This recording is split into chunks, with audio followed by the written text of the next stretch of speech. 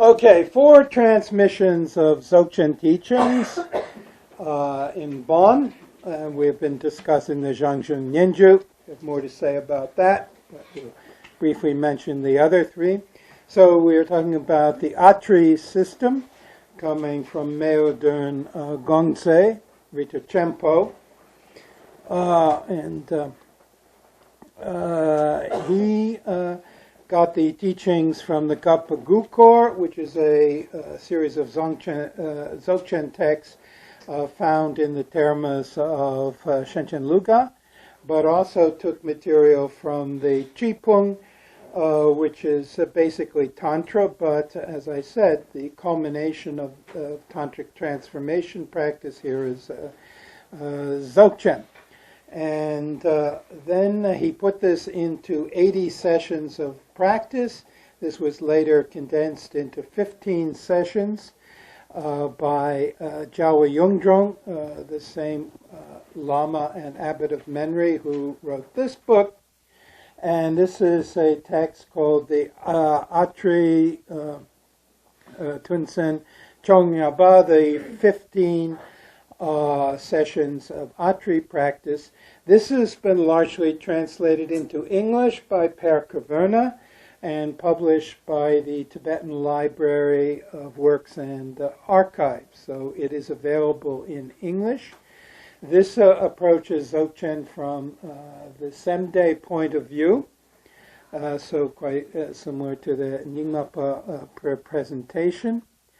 And previously, this was the Dzogchen largely taught at Menri, and including when Menri was reestablished at Dolanji in India. So when Per Kaverna first visited there, he's a Norwegian scholar of Tibetan studies. It was largely Atri that people were doing. But Lopan Sanjit Tensing had a vision of the wisdom goddess Sipa Jelmo, who said, hey you guys, you really have to start teaching Dzogchen now, because if you don't do it, it's going to be lost in a generation. And due to her influence, then he started teaching the Zhang Jun Nyen Gyud. And when he passed away, his student Yongzhen Rinpoche, Lopan Tenzing Nanda, continued teaching. At that time, Geshe Tenzing Wangja was a student there, and so he took the Zhang Jun Nyen Gyud teachings twice, first from Sanjit Tenzing, and then secondly from Yongzhen Rinpoche after Sanjay Tenzing passed away. And it's with the authority of Sipa Jelmo that the Yongzhen Rinpoche has gone public with Dzogchen, for which he's been criticized in certain sectors of Tibet, saying these teachings are too high for Westerners, they shouldn't be given this at all. They're these primitive barbarians here in these misty Western countries. They should only be given Ngundro and not much else. Well, even Trungpa Rinpoche complained about that when that proposal came up. So there was some criticism in certain quarters, but we have Sipa Jelmo on our side, so we don't give it down. The second transmission is known simply as Dzogchen, but the text here is the Yangtze Longchen, which means the great vast expanse of the highest peak. And this draws upon another set of Dzogchen texts, the Drakpa Korsum, the 3 cycles of revelation. And this comes not from Shenchen Luka, but from the Uterluk, the central treasure system, because in the 11th century, a Lama by the name of Sherten Ngodrup Drakpa, you don't have to remember all these names, but he went to the Kumting temple in central Tibet, and behind the statue of Vairochana Buddha, he found all these Dzogchen texts as well as some other things. And this included this Drukpa Korsum, and this Yangtze Longchen. The Yangtze Longchen was written by Lishu Takren. In the 8th century, there were two very important Dzogchen teachers among the Bonpos. One of them is Lishu Takren, who's responsible for this tradition. And the second was Drenpa Namka, who is responsible now for this fourth system or transmission known as the Yetri Tassel. The Yetri Tassel means removing the limitations from the primordial state. And the limitations is, of course, are thinking too much about it. Now, in the 11th century, there was a Bonpo Lama named Yungdrung Bön, and he left home looking for Dzogchen teachings, and wandering up in the mountains, he met this guy who looked like an Indian yogi and had a little trouble, but finally they got together. And it turned out that this yogi was Tsewang Rinchen, who was the son of Drenpa Namka. And from him he received the transmission for the Yetri Tassel. And the commentary on the Dzogchen of the Yetri Tassel is known as the Namka Chultser, or the Magical Treasury of the Sky, and that's written by Drenpa Namka. Now here, there are 3 Drenpa Namkas, just to make things a little confusing. The first, but they're regarded as reincarnations.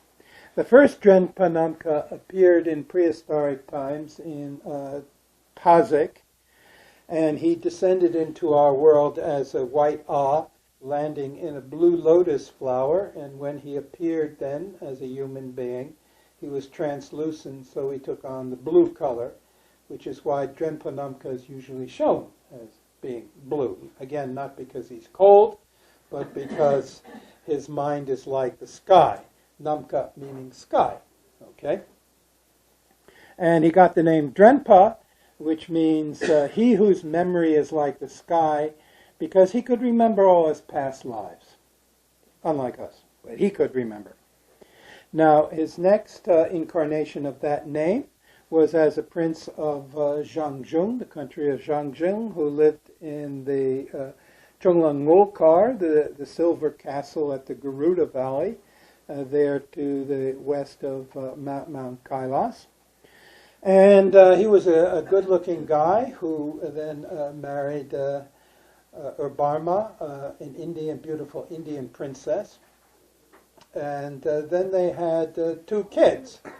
And one of them was called Tsewang Rinchen, and the other was called Pemo Tongdol. They were 2 boys, but this princess didn't really like it there. She said, "Oh, it's too cold. I really don't want to stay. I want to go where it's warm. I want to go back to India." Well, they had a discussion, and he said, "Well, you know, I have to have a successor on the throne here." So they came to an agreement. One of the sons would stay with him, and the other son would go with his mother back to India. And so before she left, she spoke to her older son, Tsewang Rinchen, saying, "You know, up here in Tibet, it's very cold. This is a primitive, terrible place. These Tibetans are a bit barbaric. So you shouldn't die here." So she gave him Tsewang a long life practice, which then prolonged his life. And so then he got the name Tsewang Rinchen, the holder of knowledge who has a long life. That's what the name means in Tibetan. And so it said he lived for a long, long time without passing away, so that in future centuries he could meet with this Lungter Latyen, this Bonpo Lama. Well, then the princess left with her younger son, Pema Tongdol, and they crossed over the border into Udayana and came to this big lake. And on the other side of the lake, there was a group of Dakinis having a big party. Now, Dakinis are very much like witches in our Western mythology. Basically, a Dakini is an independent woman. This is a female who is independent of the rule of male patriarchal society. So a Dakini is not the dutiful daughter who marries the man her father tells her to. She is not the obedient wife who is always in the kitchen making tea or coffee or whatever and cooking dinner. She's not the nourishing mother who is taking care of the brood of kids. And she's not the jolly old grandmother babysitting the grandchildren. She runs with wolves. She is independent, feminine energy. And so that's why in the West she got a bad reputation as a witch and got persecuted over the centuries. But like the Western witch, there's a medieval text called the Canon Episcopi, which talks about German women in the 10th and 11th century. It said that they would allow their German husbands to get drunk every night, and then they would pass out in bed, and then the women would get up, take off their clothes, put on witches' ointment, and then run out into the woods, call the wild animals, jump on their backs, and ride up into the sky to follow the witch goddess Diana, also known as Frau Hörle. And they would go to a suitable mountaintop, off in the Harz Mountain, and then they would have a big party on the top of the mountain. They'd have this big cauldron or cooking pot, put all kinds of things into it, and then while they're cooking this up and drinking a lot of beer and so on, they're singing and dancing around. Well, this, of course, outraged the leaders of the Christian church who attacked this kind of thing, because it said before the sun came up, the German women would then jump on the animals, come back home, jump in bed by the time their drunken husband woke up. This is what they used to do in the early Middle Ages in Europe. Later, the church put a stop to this sort of thing. Anyway, this is what Dakinis do. So they were having a party there on this Danakosha lake in Uriana, and the princess saw this. So she said to her boy, "Well, you stay here. I'm going to go off to the party." And she put him on a lotus flower, which was conveniently floating in the lake, and she went over the other side. Well, they had a lot of drink there. Top quality chung and so on. And so she was drinking, dancing, singing. The sun went down. She forgot about her son. But then, middle of the night, she remembered, oh, my son. She came back, but if you know lotuses, they close at night. So he was inside the lotus flower. She couldn't find him. So off she went to India. And in the morning, the flower opened, and there he was. Well, the Dakinis saw him, and they gathered around him. And so he started teaching the Dakinis. In the meantime, the king of Uriana, as chief minister, were taking a walk along the shore of the lake, and the king had tried to get a son to be his successor to the throne, but he wasn't successful at this. Well, then he saw this shining baby boy, 8 years old, teaching Dakinis, and he said, "Oh, this is who I'm looking for." He adopted him and gave him the name, the lotus-born Padmasambhava. So this is the Bompo story of Padmasambhava.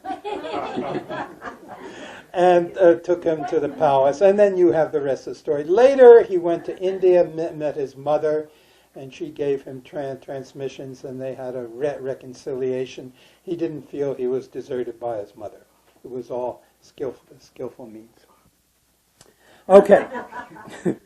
This is then the Yetritaso. Well, this is the second Drenpanamka. The third Drenpanamka is the Tibetan Drenpanamka. He was born in the 8th century in South Tibet, and as a Bonpo Lama, he came up to Lhasa in the time of King Tisong Detsen, met Padmasambhava, and when the king said, okay, all you Bonpo Lamas, you have to become Buddhist monks now, Drenpa Namka said, well, it's all Dzogchen. He knew Padmasambhava was teaching Dzogchen. That doesn't matter, Buddhist Bon, it's all the same. I'll cut my hair and put on maroon robes. Doesn't matter to me, so he did it. But in the meantime, he hid the Bonpo texts that he wrote, and also some of them with the help of one of the sons of Trisong Detsen. They were also hid in Bhutan at the Tiger's Cave and so on. Then, when we come up to the 20th century, there was a great master in eastern Tibet named Shardza Tashi Gyaltsen. Now, he had a teacher named Sanji Lingpa who was New Bon.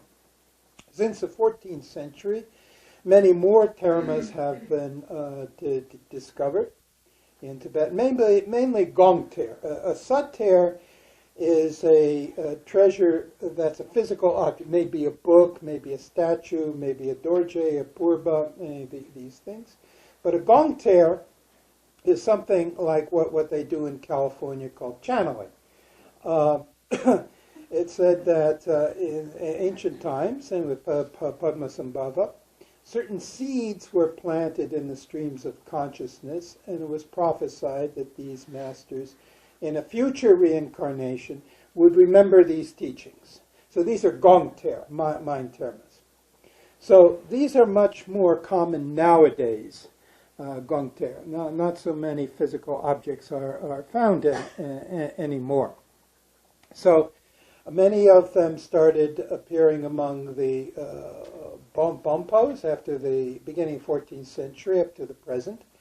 Some of them were found by Tibetans who would find both Nyingmapa and Bonpo termas, like Dorje Lingpa. He was one of these masters, so he also has a Bonpo name as well as his Buddhist name. In fact, in Kham, Eastern Tibet, the situation was very different than Central Tibet.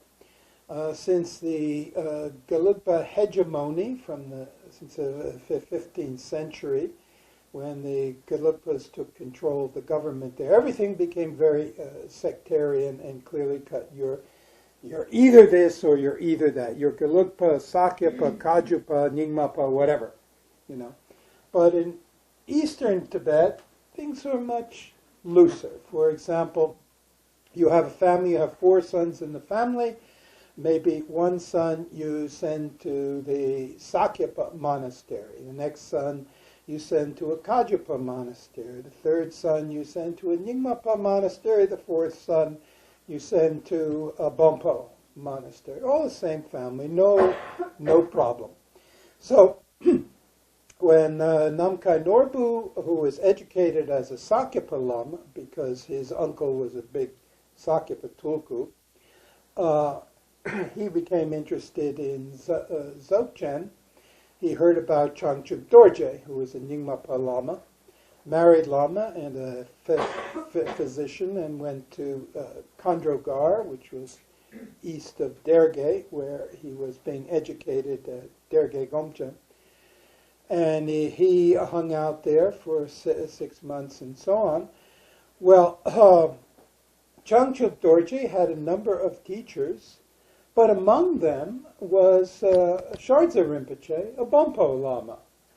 Because in Kham, people could go take teachings in different places. You didn't have to feel you're inside a straitjacket and you can only do this and you can't do this and that. So in Kham, in the 19th century in particular, a new synthesis was made, because earlier there was a synthesis made by Tsongkhapa, which became the Gelugpa system. Because he did not have any Indian teachers, so he drew on the Kadampa. The Kadampa ceased to exist because it was absorbed by the Gelugpas, who then occupied all their monasteries. Now the Gelugpa fundamentalists, who are opposed to His Holiness, saying he's become a heretic because he's practicing Dzogchen, and so he's not pure anymore, they have broken away from him and have formed the new Kadampa sect, and are receiving a lot of money from the Chinese government now to make monasteries, both in Tibet and in the West, on the principle that the enemy of my enemy is my friend. So, better to stay away from those guys. They also invoke this evil spirit, which they say is a big protector, but actually he's just a spirit who's an enemy of Dzogchen, because he's a reincarnation of a Geshe who was an enemy of the fifth Dalai Lama, and his cult was revived by Pawangkapa at the turn of the last century. And Pawangkapa was also the enemy of the 13th Dalai Lama, and fled Tibet and got the Chinese government to invade Tibet, which they did, and occupy Lhasa. So the 13th Dalai Lama had to flee to British India, but then the revolution started in China, and the Chinese army left and went back to get involved in politics in China. So this is all part of what's going on under the surface, which some Westerners know about, some don't. Anyway, so Shardza Rinpoche is part of this Rime, or non-sectarian movement in eastern Tibet. It's got its name because of three lamas, Jamyang Khensi Wangpo, who is Sakyapa, Jangon Kongtrul, who came from a Bonpo family but became Kajupa, and Chokchur Lingpa, who is Nyingmapa. They were all close friends, exchanged wangs and teachings and so on. And this started this Rime movement in eastern Tibet, which took the position that all the different transmissions of the Dharma are valid paths to enlightenment, and that we should stop just using the Yikcha, the textbooks from particular monasteries, but go back to the original sources. So on the Bonpo side, Shardza Rinpoche did this. He became the custodian of the Nuban Termas of Sanjay Lingpa, but he consulted all the old commentaries in Yungdrung Bön and wrote from that standpoint. So he's able to cover both Yungdrung Bön and Nuban.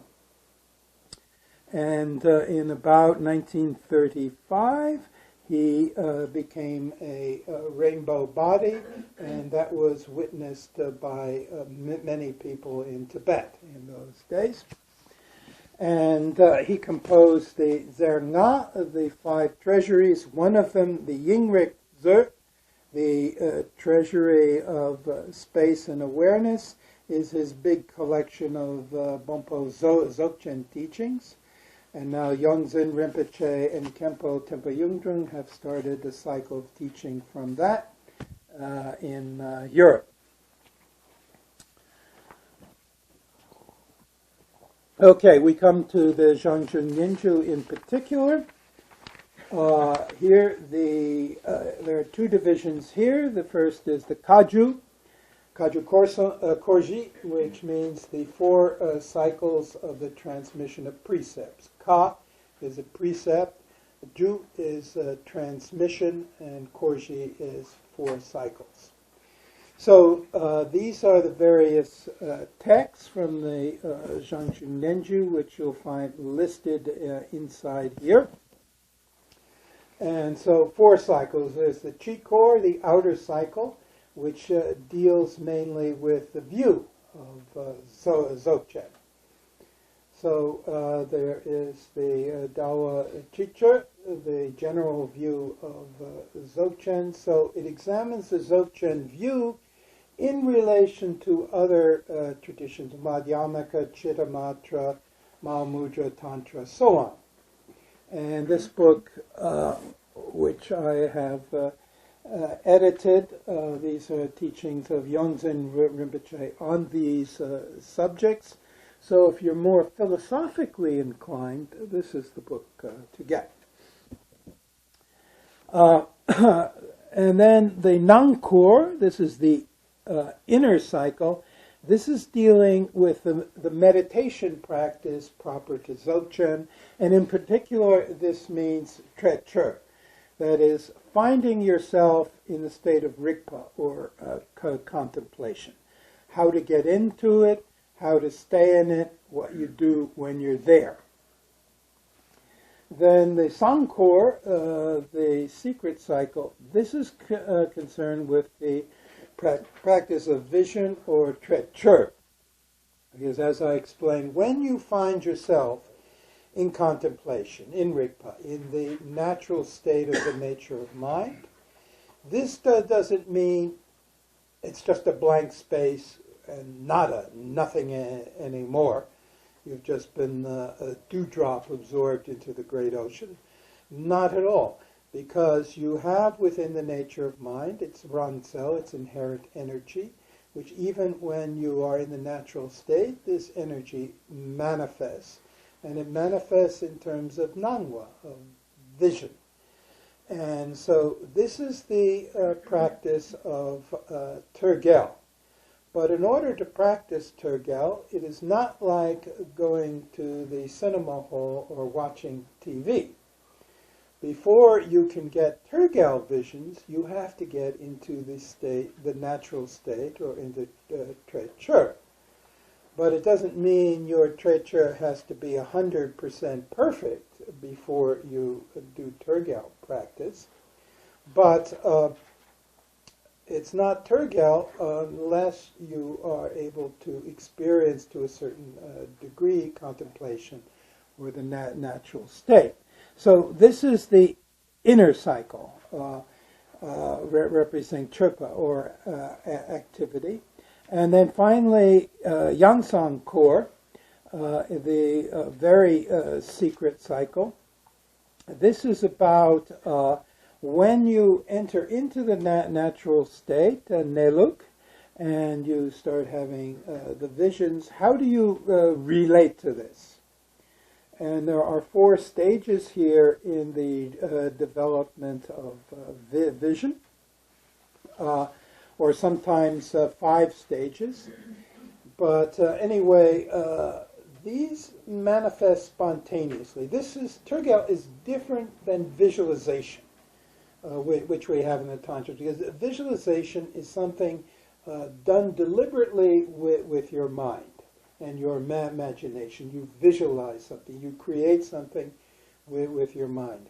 Here, you relax, you enter into the natural state, and then something happens.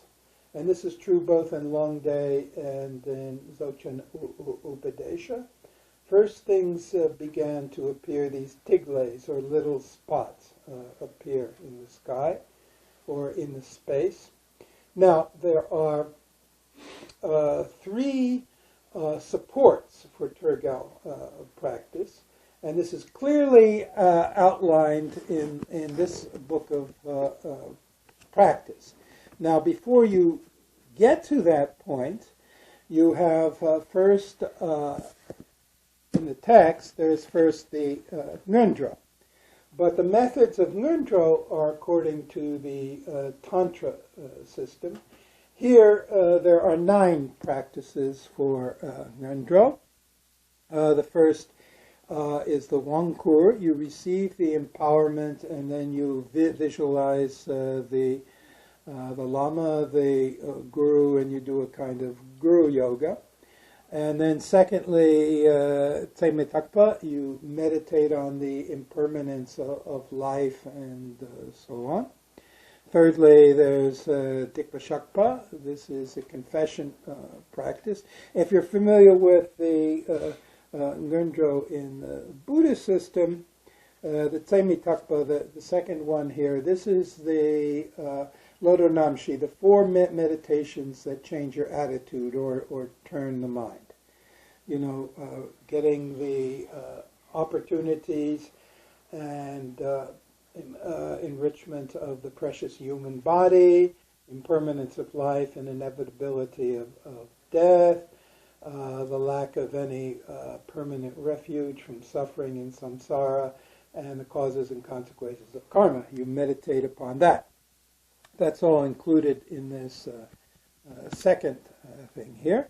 And then you have the confession to Dorje Sempa, Vajrasattva. Well, here you visualize Shenla Urkar, and you make confession to him. And there's also a 100-syllable mantra that you recite there, and you have the Topshi, the four powers that go with it, and so on. Then you have number 4, the Semche, which means producing or generating the bodhicitta, the intention to attain the enlightenment of a Buddha in order to help liberate all sentient beings from their suffering in samsara.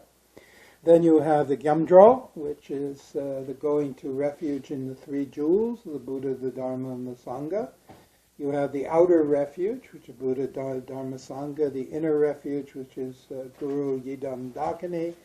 The secret refuge, which is the Tsalung Tigle. And the super secret refuge, which is Ngowa Ranjan Tukche, or essence, nature, and energy. So we have those 4 levels. The 6th practice is the Mandal Bu, the offering of the Mandala. And then 7th is Ngakye Depa. This is recitation of 3 principal mantras like Om Muye Sale Du. And then number 8 is the Chöd practice, where you offer your own body. And number 9 is in the Soladepa or Lami Nalju, or the Guru Yoga. Again, in the text, it's the visualization of Shenla Urkar. So you have then in the Jawa Chakri, you first have this Guru Yoga. Then you have the Ngoshi, which is the principal practice. And in order to get into the principal practice, you need to have a Rigpa Ngotro, a direct introduction to what is this mysterious UFO object, Rigpa. And in order to get that, you first have to do a little meditation practice. So it speaks about doing fixation on the white Ah. This is using shamatha practice to introduce yourself to Dzogchen. As I said before, shamatha is not in itself Dzogchen, but it can lead to the experience of Rigpa. And in Semde, this is laid out, where first you begin with Mikche, that is visualization of an object, and then Mikme, you remove that object and you just fixate on a location in space. In Dzogchen Longde, you begin with meditation without an object and just do sky meditation. But you first fixate on a particular location in the sky, but then you always relax.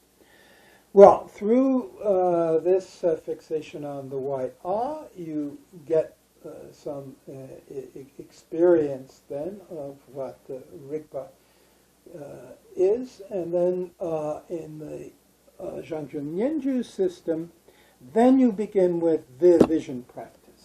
And the first of these is the Munsem, the dark retreat.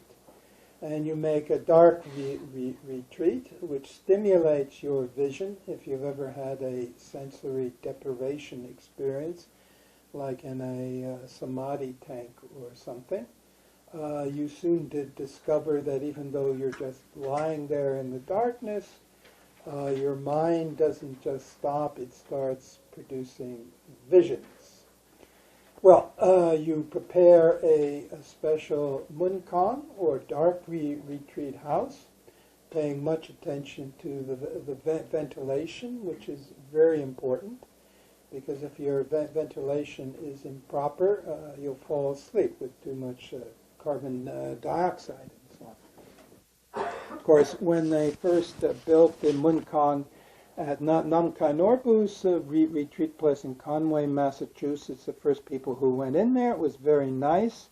But then this animal called a moose came along, and it discovered the ventilation system and stuck his nose in it and went, everybody in the house ran out screaming. So you have to be careful of the moose to a dark retreat. I wonder what the vision was. Yeah. So anyway, traditionally the dark retreat is for 49 days, like the 49 days of the Bardo. Each week there is a specific purification meditation practice that you do, visualizing energy circulating through channels in the body, so that the master comes each week and instructs you in the new purification practice. But the main practice, that's not the main practice. The main practice is church, just sitting there in contemplation, not thinking about anything particular, in total darkness, and gazing with your eyes open into the darkness. This permits visions to arise. Now, of course, initially these visions will still be very worldly and so on. But if you're in there long enough, you begin to exhaust your worldly karma, and so you have the possibility of the tigles appearing, the little dots of light, and then their development into pure visions and so on. But what visions may occur depends totally on you as an individual. All right, that is the Munsem, a dark retreat practice, and then you have Namka Arte, you have sky meditation. So the first support of vision practice is total darkness. The second support for vision practice is the clear, open, empty sky. So you go out there, and in the early morning you face to the west with your back to the sun, and in the afternoon you face east with your back to the sun, and gaze into the clear, open sky. Now, Tibet is, most of it is very high and arid and dry and so on. So you get big skies, like in Montana and Wyoming, places like this. But unlike the East Coast and unlike Oakland this morning, it was totally foggy. So you couldn't do sky practice this morning very easily. But you can do space meditation with, like they do in Zen, sitting in the room here and gazing into space, but at a point not on the wall back there, but intermediate between you and the wall, and fixate on that.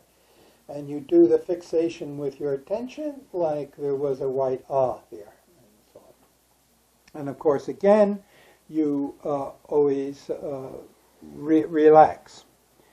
And then the third support for vision practice, or Turgal, is sunlight. Now, you face in the east in the morning and the west in the late afternoon, but you never gaze directly at the sun, because this would injure your eyes. You are gazing below or to the side, with your eyes half closed, and into the rays of the sun, not at the sun of itself. Now, the visions are not caused by total darkness, the sky, or sunlight. the visions arise from your nature of mind. They represent the manifestation of the inherent energy of your nature of mind. And they are something that are not constructed by your discursive mind, but they occur spontaneously, and they are totally perfected, or hlundra. And then they develop, beginning first as these tigles. Later these tigles, initially they're black and white, later they get colors, later they hook up into Rigpe Luguju, or awareness chains, and then they can take different patterns. And later these tigles begin to open up, and you see visions in them. And you'll see visions of heads and torsos of Buddhas and things like this. Later they more and more develop until you see entire mandalas. And when you're doing practice, your eyes are open, so your Turgal vision sort of overlays then your normal impure karmic vision. And so it's very advisable not to try and drive your car at this time. And eventually this develops, so you totally see these mandalas and so on. And then eventually they will dissolve back again into clear light. These are the Nangwaji, the 4 stages of vision, or Nangwa, the 5 stages of vision, as they're listed here in the Zhang Jun Nyen Gyud. Well, that is considered in the secret cycle, but the super secret cycle is how you understand this.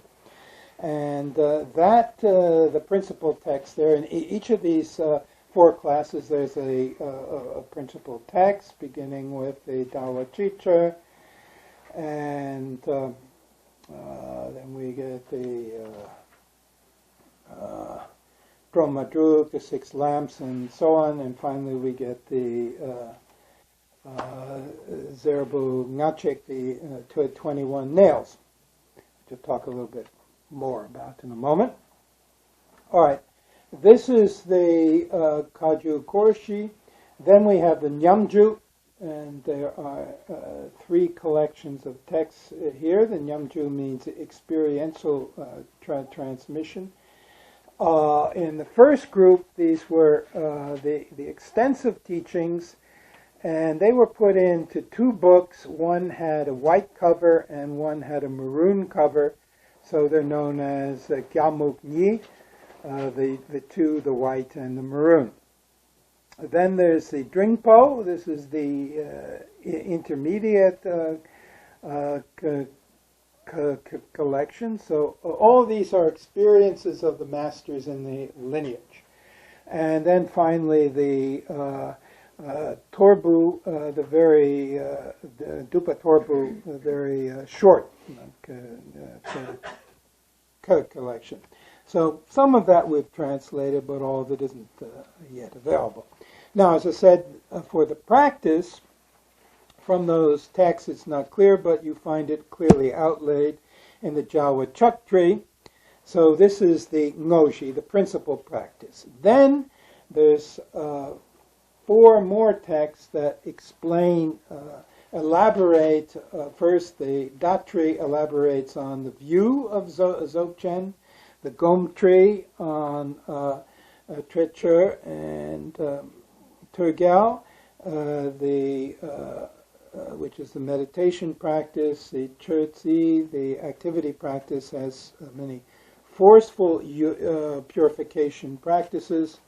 And the last is the Takterpe Di, which is about how you can be sure you are in the state of Rigpa and continue in that.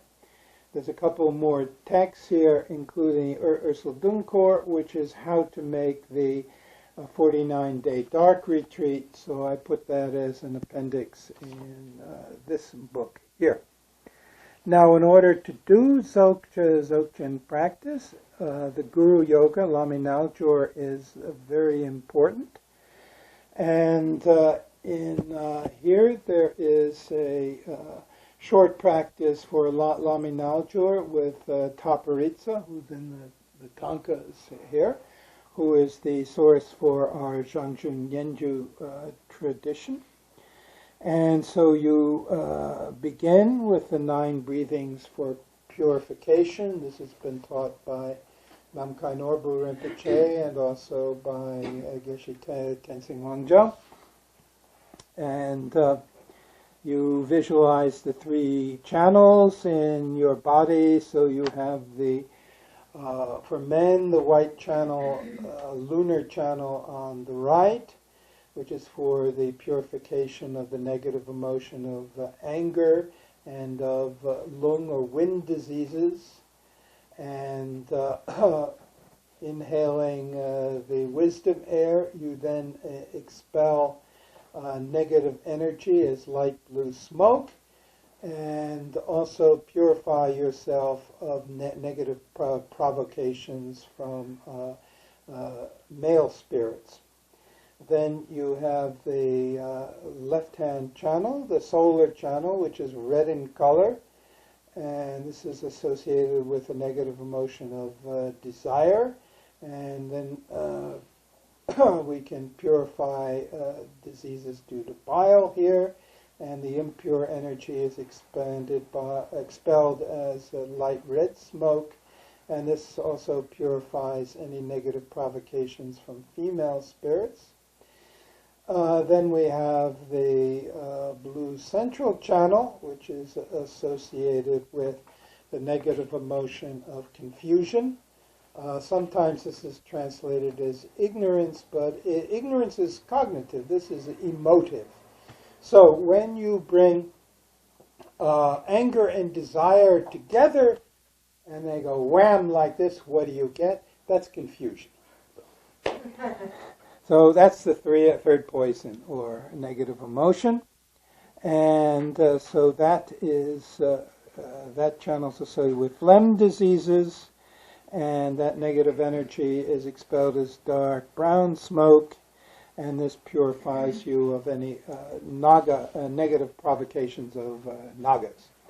So, first doing the 9 breathings for purification practice with the wisdom nectars.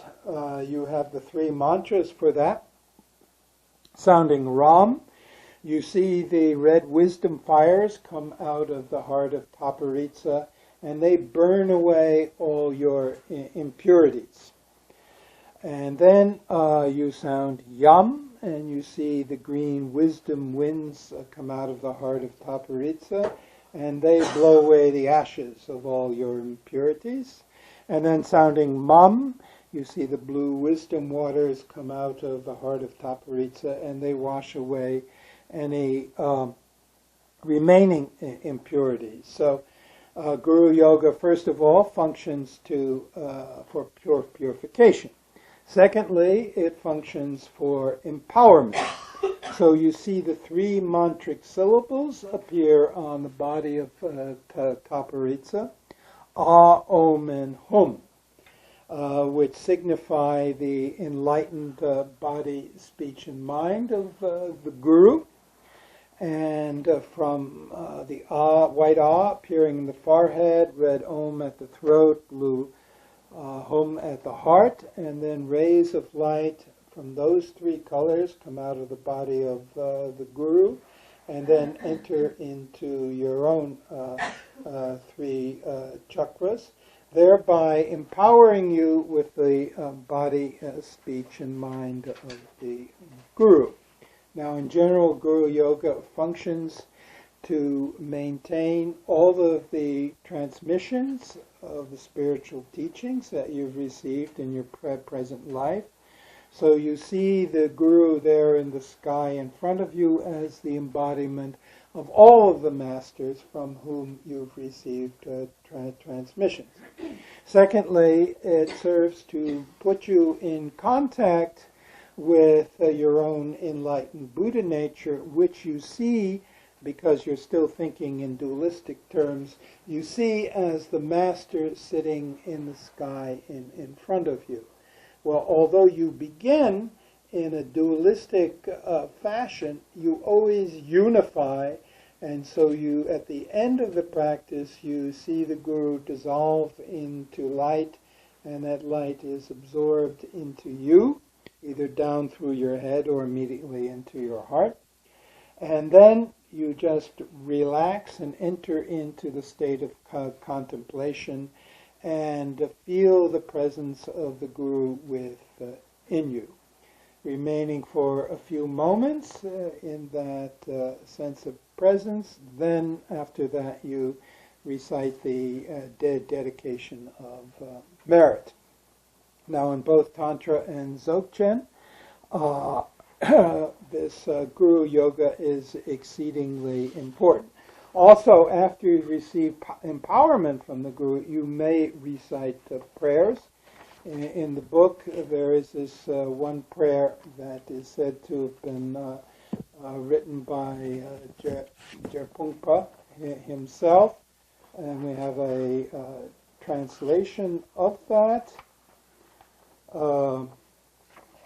which I'll just read to you.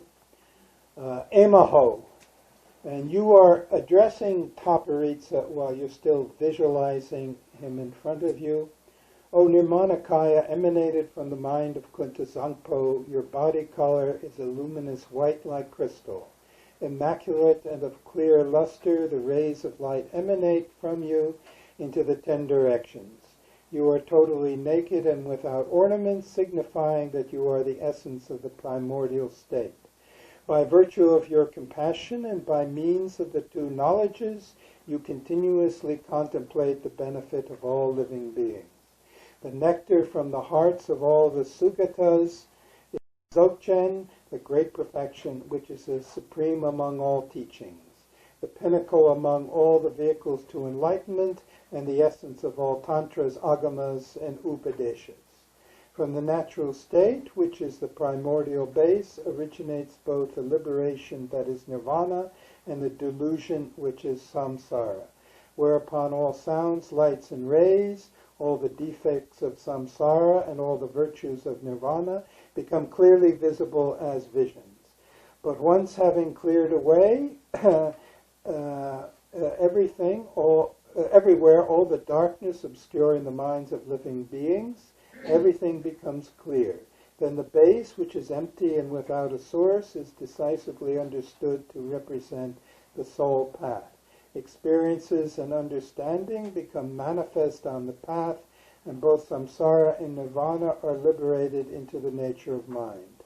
Thus the trikaya of the fruit becomes clearly visible as visions arrayed before one in the dimension of space. To you, O Taparitsa, the protector of beings, I pray with single-minded devotion to grant the blessings of conferring empowerment upon me and upon all other beings, for the pacifying all our obscurations, outer and inner and secret. When I am liberated from ignorance and from all grasping at the reality of delusions, my own intrinsic awareness will become manifest, and having finally realized the proper view and the conduct, at that very moment, please bestow upon me the realization of the actual meaning of the primordial state that is empty, without a source, and totally transcending the intellect. To you, O Taparitsa, our Lord, who is the protector of beings, I pray. By virtue of your compassion, may you liberate my mind stream from all entanglements upon the within the 6 destinies of rebirth. And this was the prayer made by Jerpung Nangchur Lerpo to the Nirmanakaya Taparitsa, who was the visible embodiment of all the lineage gurus.